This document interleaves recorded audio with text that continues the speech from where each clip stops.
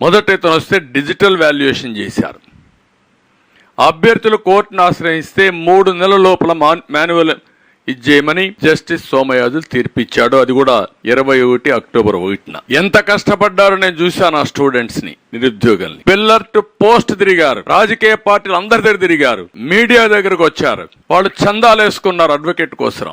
ఎక్కడికక్కడ పోరాడి తీసుకొచ్చారు. అన్యాయం జరిగిపోతా ఉందని పోరాడి తీసుకొచ్చారు. అక్కడి నుంచి 21 డిసెంబర్ 5న మార్చి 20 వరకు మంగళగిరిలో హాయ్లాండ్ లో మాన్యువల్ వాల్యుయేషన్ కోసం ఇతనే ఆర్డర్స్ ఇచ్చాడు. ఇతను ఆర్డర్స్ ఇచ్చాడు.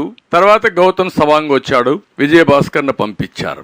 ఇక్కడికి వచ్చిన తర్వాత 2020 డిసెంబర్ ఫిబ్రవరి మాన్యువల్ వాల్యుయేషన్ ఫలితాలు తొక్కుపెట్టి గౌతమ్ సవాంగ్ చైర్మన్ అయిన తర్వాత మళ్లీ వాల్యుయేషన్ చేయించాలి అనే దురాలోచనకు తెరలేపారు. వాల్యుయేషన్ అయిపోయింది. వాల్యుయేషన్ అయిపోయిన దాన్ని రహస్యంగా దాచిపెట్టి మళ్లీ రెండో వాల్యుయేషన్ చేయాలని ఈ ప్రబుద్ధుడు గవర్నమెంట్ కి రికమెండ్ చేశాడు. ఇవన్నీ కూడా ఏ విధంగా దాచిపెట్టారో కోర్టుకు కూడా భయం లేదు వీళ్ళకు. అఫిడవిట్స్ వేస్తే ఎప్పుడో ఒకసారి తగులుకుంటే ఏమవుతా అనే భయం లేకుండా విచ్చలవిడితనంతో తయారయ్యే పరిస్థితి వచ్చారు. ఆ ఎవిడెన్స్ ఇప్పుడు నేను ప్రూవ్ చేస్తాం.